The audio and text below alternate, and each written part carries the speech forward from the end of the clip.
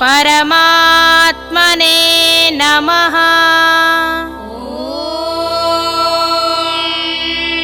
श्री परमात्मने नमः।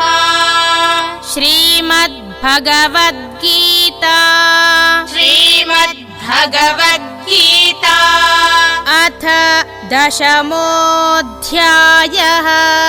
अथ दशमोऽध्यायः।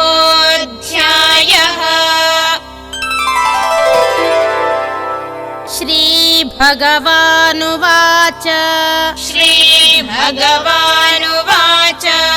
यच्चापि सर्वभूतानां यच्चापि सर्वभूतानां बीजं तदहमर्जुन बीजं तदहमर्जुन न तदस्ति विना यत् स्यात् न तदस्ति विना यत् स्यात् मया भूतं चराचरम् मया भूतं चराचरम्। ॐ तत्सदिति ॐ तत्सदिति श्रीमद्भगवद्गीतासु श्रीमद्भगवद्गीतासु उपनिषत्सु ब्रह्मविद्यायां योगशास्त्रे श्रीकृष्णार्जुन संवादे